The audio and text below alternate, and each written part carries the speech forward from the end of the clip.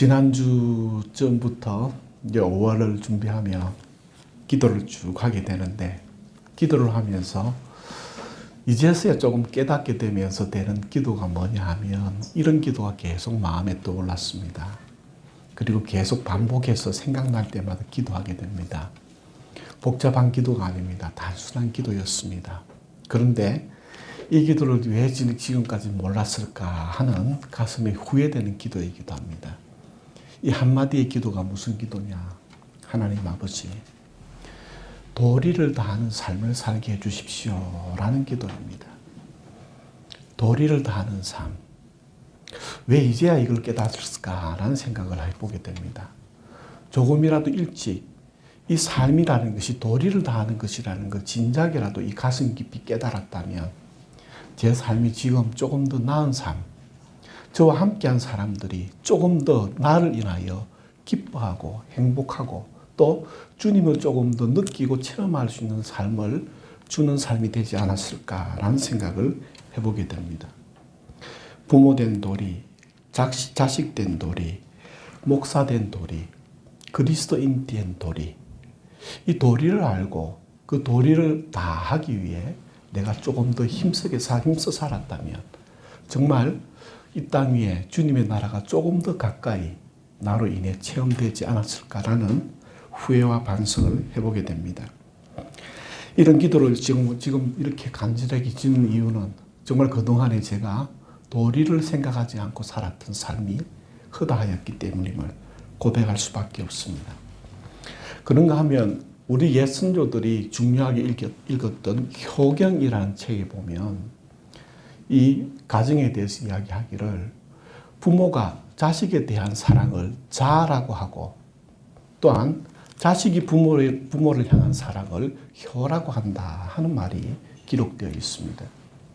그런데 이 한자를 가만히 살펴보면 참 한자를 볼수록 의미가 깊어지고 있는데 한자가 왜 떡글자인지 이제야 깨닫게 됩니다.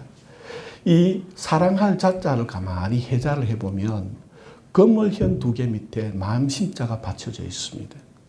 자, 이 금을현이라는 게 무슨 뜻이냐? 천자문에도 그죠? 천지현황이라 하여 이 가장 천자문의 가장 앞부분에 나오는 이 현자가 사실은요, 알고 보니 너무나 깊은 뜻을 갖고 있다라는 걸 보게 됩니다. 우리는 그동안에 그리스 철학적인 사고를 가져서 어둠을 부정적으로 생각해 왔지만 그건 사실은 그리스 철학적 관점에 우리 안에 들어온 것이고 실질적으로 그리스 철학이 아닌 서양의 근본적인 사상이나 그리고 기독교적인 사상 속에서 어둠이 이제 헬라 철학과 만나게 되면서 기독교가 약간 어둠에 대해 부정적인 의미를 갖게 되었지만 실질적으로는 이 어둠이라는 것은 무한하다라는 뜻입니다. 그죠? 하늘은 검고 땅은 누렇다라는 것이 뭐냐면 하늘의 이 빛이 어디에서 나오느냐? 어둠에서 나온다라는 것이에요. 그리고 우주 만물이 뭐예요? 우리가 지구 바깥만 나아가면 우주는 깜깜합니다. 그리고 그 우주를 밝히는 이 빛이, 이 별이라고 하는 빛을 발생하는 이 빛은 사실은 우주가 차지하는 전체의 어둠의 작은 점들에 불과합니다. 저 하늘을 바라보면 하늘의 별을 볼 수 있는 것은 무한한 어둠이 있기 때문에 그 빛이 빛날 수 있음을 생각해 보게 됩니다. 그래서 이 사랑할 자자라는 것을 생각해 보면 금을현이 하나가 아니고 두 개예요. 검고 검다라는 것은 뭔가 하면 무한하고 무한하다라는 것을 보게 됩니다. 그리고 검다라는 것은 빛에 대적되는 의미가 아니라 사실은 이 검다라는 의미 속에는 뭐냐 하면 빛을 품고 담아내고 또한 빛을 발할 수 있는 모든 필요와 준비들이 제공되어 있다라는 잠재성을 의미합니다. 거기에다 마음심자가 걸려 있어요. 그래서 부모가 자식을 향한 사랑은요, 무한하고 거지 없고 끝이 없다라는 겁니다. 끝이 없는 것, 무한한 것. 이 단어를 우리말로 조금 더 가슴에 와닿게 현실적으로 표현하다라는 단어를 찾다 보니 제 마음속에 지극하다라는 단어가 떠오름을 느끼게 됩니다. 여러분, 가만히 그런 것 같습니다. 부모가 자식을 향한 사랑은 끝이 없고 무한한데 그 끝이 없고 무한한 비결은 뭐냐? 지극해야 됩니다. 그런데 가만히 돌이켜보면 저는 자식을 향해 자하는 사람이었느냐 돌이켜볼 때 본능적으로 사랑을 하였지만 그러나 무한하고 지극하지는 못했다라는 것을 생각해 보게 됩니다. 부모가 자식을 향해 온전히 해줄 수 있는 것. 그러나 사실은 저는 가만히 돌아보면 자식이 말을 들을 때에는 좋았지만 말을 듣지 않을 때에는 분노했던 것을 고백할 수밖에 없습니다. 사랑하는 것이 아니라 분노했습니다. 오늘 다시 한번 생각해 볼 때 조건에 흔들리는 것이 아니라 그 자식의 존재 자체를 지극하고 무한히 바라보고 사랑하고 품어내 줄 수 있는, 잘할 때만 박수치는 것이 아니라 어긋나고 빗나갈 때에도 넉넉히 품어주고 기도해주고 안아줄 수 있는 그러한 자가 되어야 함을 이제야 깨닫게 되는 것이죠. 그런가 하면 자녀 또한 부모를 사랑해야 합니다. 자녀 또한 부모를 사랑해야 되는데 그것을 효라고 이야기했는데 한학자들이 이야기하기를 이 효라는 글자를 어떻게 표현하느냐, 나이 드신 부모를 업고 가는 모습이 효다라고 한문학자들이 설명하는 것을 보았습니다. 여러분, 부모도 자식을 사랑해야 합니다. 그런데 그 효는 무엇이냐? 부모의 연약함을 그 자식이 짊어지고 업어갈 수 있는 자가 진정한 자식이 부모를 사랑할 수 있는 도리다라는 것을 보게 됩니다. 저는 가끔 이 1층에 가서 이 목양실에서 글을 쓰거나 기도를 하거나 책을 쓰다가 조금 깝깝하다 느껴지면 1층에 내려가서 창밖을 바라보면서 명상을 하거나 기도를 하거나 묵상을 합니다. 그런데요, 바라보는 중에 이곳에 사람들이 참 많이 왔다 갔다 해요. 그런가 하면 지금 개학을 해서요, 아이들도 많이 다니는 것을 보게 됩니다. 그런데 이 창밖을 바라보면서 미소가 지어질 때가 있는가 하면 마음이 무거워질 때가 있어요. 미소가 지어질 때가 언젠가 하면 아이들의 천진난만한 모습을 볼 때 자연스럽게 마음에 미소가 지어지게 됩니다. 그래, 애들은 저렇게 천진난만하게 행복해야 된다라는 것. 그래서 자기들끼리 천진난만하게 뛰어놀거나 부모를 향해 천진난만한 개구장의 짓을 하게 될 때 참 보기가 좋고 마음이 기쁩니다. 그런데 또 어떤 장면에서 마음이 무거워집니다. 언제 무거워지느냐? 아이가 철이 들었을 때예요. 어린아이가 철이 든 모습을 보면 마음이 기쁘지 않고 마음이 무거워져요. 그러면서 어떤 생각이 드느냐? 아직 네 나이가 어린데 그동안에 무슨 일이 있었기에 네가 그렇게 철이 들었나 하는 가슴이 먹먹해지는 느낌을 가지게 됩니다. 아이는 천진난만해야 되지 철이 들면 안 돼요. 그런데 철이 든 모습, 때 아니게 철이 든 모습을 보면 그 아이의 마음과 삶이 어떠했을까 하는, 그래서 속으로 짧은 영어로 기도합니다. God bless you. 하나님의 은혜가 너에게 있기를 바란다. 짧은 기도를 드려주게 됩니다. 그렇습니다. 우리가 살아가기에 보기에 좋은 장면이 있고 보기에 불편한 장면이 있는데 보기에 불편한 장면이 언젠가 하면 아이들이 철이 들었을 때와 어른이 철들지 않았을 때 보기에 불편합니다. 아이들은 천진난만해야 되고 어른은 철이 들어야 하는 것이죠. 조용히 기도해 보게 됩니다. 우리 자신이 지금은 이제 아이의 태를 벗어서 어른이 된 입장에서 철이 든 어른이 되게 해달라고 조용히 기도하게 되는 것이죠. 몇 년 전에 신문에서 읽은 기사입니다. 신문에서 읽은 기사 중에 하나가 어떤 기사였는가 하면 지방에 있는 모 교도소에서 5월 달에 가정의 달을 맞이하여서 체육대회가 열렸다고 합니다. 근데 그 체육대회가 열렸는데 그때에 모범수 가족들을 초청하여서 함께 체육대회를 열었는데 그 모범수 가족들이 왔으니까 얼마나 그죠? 정말 무겁고 냉랭하던 그 교도소 운동장에 웃음꽃이 활짝 피었습니다. 그리고 오전부터 시작되어 이제 오후까지 이르게 되어 마지막 피날레, 하이라이트 피날레가 종목이 뭔가 하면 효도 릴레이라는 그 종목이 있었다고 합니다. 그런데요, 이 효도 릴레이가 시작하자마자 그 웃음꽃과 그 오랜만에 찾아온 따뜻한 온기가 넘치던 그 교도소 운동장에 울음바다가 되었다라는 기사가 실렸습니다. 왜 울음바다가 되었느냐 하면 릴레이 경주를 하는데 서로가 다 더 꼴찌를 하기 위해 애를 쓰는 장면이 연출되었다라는 겁니다. 왜? 한 발이라도 조금 더 늦게 가서 꼴찌하기 위해 릴레이가 벌어진 겁니다. 그 이유는 무엇이냐? 조금이라도 더 자기의 부모님을 업고 있는 시간을 가지기 위해. 부모를 업고 릴레이 달리기를 한 것이에요. 그러니 어떻게 해요? 한 발이라도 더 늦게 가기 위해 이상한 광경이 펼쳐진 것이에요. 그리고 그 광경 속에서 웃음보다 더 행복한 울음 바다가 된 그 기사가 실려 있는 것을 보게 되면서 다시 한 번 더 우리가 무엇이 더 소중한가를 생각해 볼 필요가 있음을 보게 됩니다. 그런가 하면 2016년도에 또 이런 일이 있었습니다.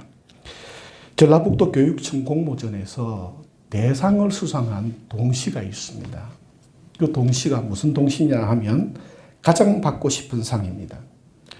우덕초등학교 6학년 아무개가 쓴 시인데 이것이 그 대상을 받았다고 합니다. 그 시의 내용은 이렇습니다.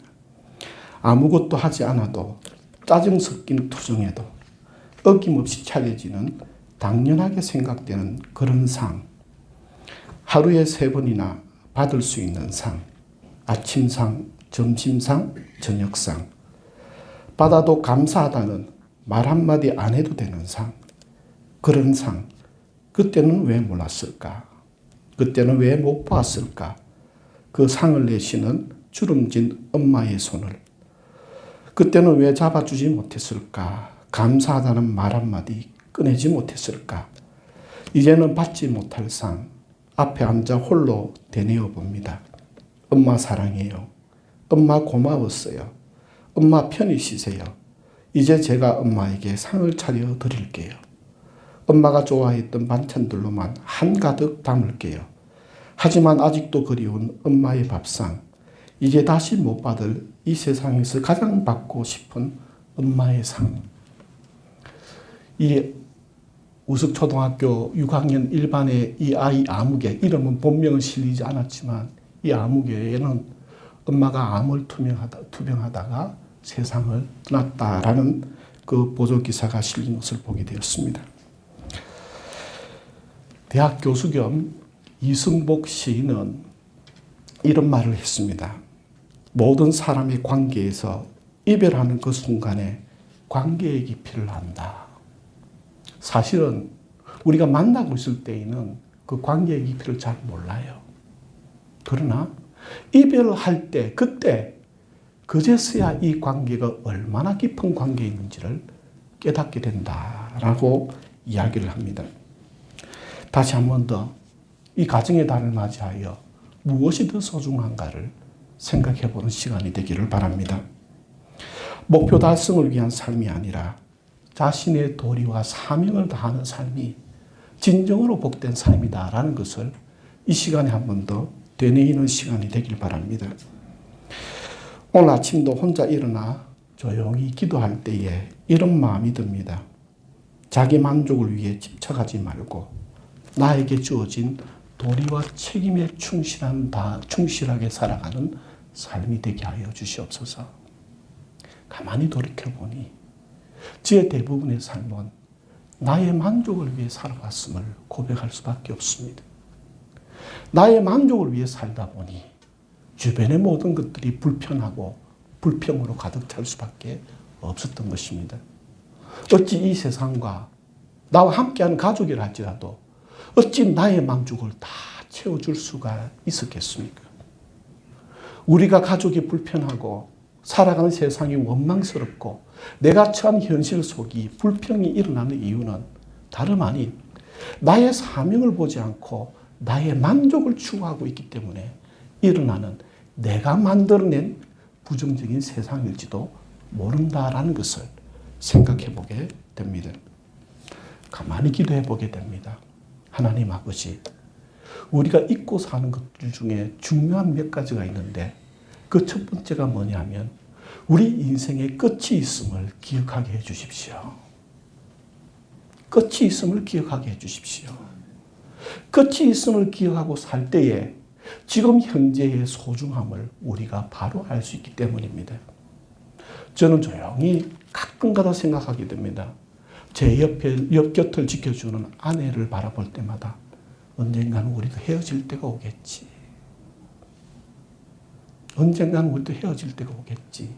그 생각하면요, 제 만족을 위해 요구하던 아내에 대한 요구가 싹 사라져 버려요. 나의 만족을 위해 아내가 이래줬으면 좋겠고 저래줬으면 좋겠다는 그 욕심과 요구가 싹 사라지고 내 곁에 있는 그 자체가 너무나 감사하다라는 것을 깨닫게 됩니다. 그리고 그 마음 속에서 또 일어나는 파생적인 생각 중에 하나가 뭐냐면 정말 내가 이 사람이 기뻐하는 것을 위해 내가 할 수 있는 것이 무엇일까? 이게 내가 살아가는 이유가 아닌가라는 것을 생각해 보는 시간이 되더라라는 것이죠. 여러분, 미안해하는 것보다 힘든 것을 견디는 게 더 낫다라는 생각이 듭니다. 그 사람이 요구할 때 그 요구를 들어주기가 너무나 불편하고 힘들 수는 있겠으나 해주지 않고 나중에 미안해하는 것보다는 차라리 지금 힘든 것을 해주는 것이 오히려 더 나은 삶이 아닌가라는 것을 생각해 보게 되는 것이죠. 저는 어렸을 때 위인전을 많이 읽었습니다. 학교 선생님도 그러고 교회 선생님도 그러고 저희 부모님도 그러고 위인전을 많이 읽어라 해서 열심히 읽었습니다. 그리고 그 위인전을 읽었던 그 위인전의 주인공들처럼 훌륭한 사람, 위대한 사람 되기를 꿈꾸고 열심히 읽었던 기억이 납니다. 그러나 지금 어른이 되어 보니 깨닫게 됩니다. 훌륭함은 업적에 있는 것이 아니구나라는 걸 깨닫게 됩니다. 훌륭함은 그가 이룬 업적에 있는 것이 아니라 그가 살아온 삶에 있음을 우리가 다시 한 번 더 깨달아 보게 됩니다. 진실한 삶을 사는 것이 훌륭한 삶을 사는 비결임을 기억하시길 바랍니다. 아무리 큰 업적을 이루어도 진실되이 살지 않는 모든 그 업적은 모래 위에 세운 집입니다. 지금 당장은 큰일 이룬 것 같고 지금 당장은 많은 것을 가질 수 있었고 지금 당장은 뭔가 위대한 것을 이룬 것 같지만 진실하지 않는 가운데 세워진 것은 언젠가는 반드시 무너질 수밖에 없다라는 것입니다. 남들보다 더 크게, 남들보다 더 많이, 남들보다 더 위대하기가 아니라 내게 주어진 그 삶 속에 진심을 다하여 진실이 내게 주어진 그 사명과 도리를 다하고 산다면 우리가 주님께서 십자가에 달려 죽으실 때 하신 말씀처럼 내 삶의 모든 소중의 여정과 목적을 다 이루었다라는 그 기쁜 마음으로 주님 앞에 달려갈 수 있으리라라는 생각을 해보게 됩니다.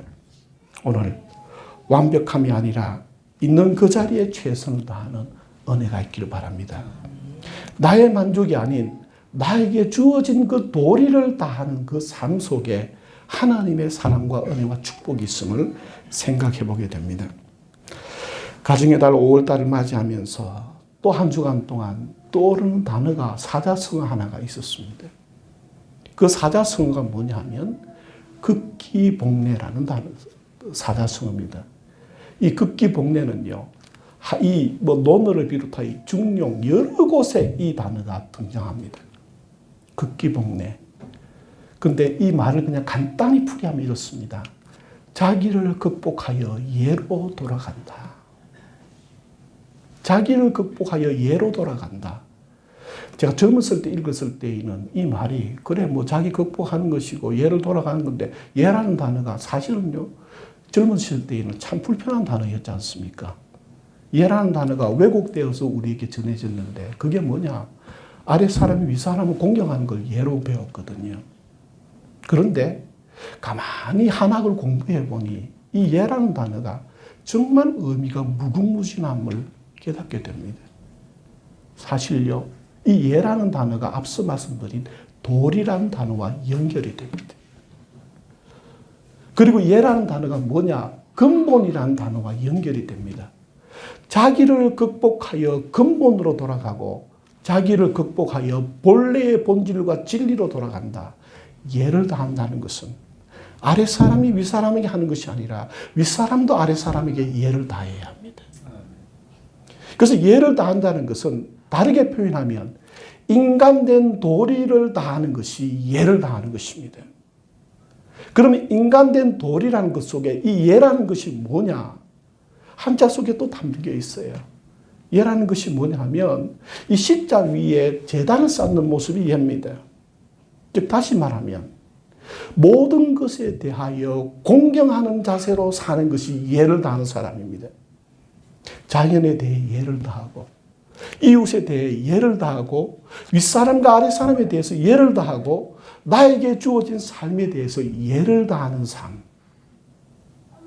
그 예를 다하고 예를 갖추어질 때에 우리가 참된 인간이 될 수 있음을 생각해 보게 된다라는 것이죠. 그러면 그 예를 다하기 위해서는 무엇이 전제되어 있느냐? 자기를 극복해야 합니다. 자기를 극복하지 않는 자는 무례해질 수밖에 없습니다. 무례하다라는 것이 예가 없단 말이지 않습니까? 근본이 없단 말이고 진심도 없단 말이고 모든 것이 그때그때 자기의 욕망이 이끌리는 파도 속에 휘둘리는 바람에 나는 겨와 같은 삶이 무례한 삶이다라는 것을 생각해 보게 되는 것이죠. 가장 비근한 예로 사람과 동물을 구별하는 것이 바로 예입니다. 동물은 예가 없어요. 그러나 인간에게는 예가 있을 때 인간이 되는 것입니다. 그런데 문제는 인두급을 쓰고 있으면서도 예가 없으면 그는 인두급을 쓴 동물에 불과한 삶을 살아가고 있다라는 것이죠. 오늘 하나님께서 주신 삶의 예를 다하길 바랍니다. 골로새서 3장 20절 말씀에 자녀들아 부모에게 순종하라. 왜? 이것이 하나님이 기뻐하시는 마땅한 것이다라는 것입니다. 이 말은 자녀들에게만 주어진 것이 아닙니다. 하나님의 피조물로서 우리 모두가 다 하나님의 자녀로서 주님의 뜻에 순종하는 삶은 다른 말로 표현하면 예를 다하는 삶이고 주님이 창조하신 그 진리의 도리에 맞추어서 자기에게 주어진 그 도리를 다하는 삶이 주님을 공경하는 삶이요 순종하는 삶임을 생각해 보게 됩니다. 모든 일에 순종하려면 모든 대상에 대한 존경심과 공경심이 있어야 함을 생각해 보게 됩니다. 다시 한 번 더 오늘 주님이 주신 참된 삶을 살아가길 바랍니다.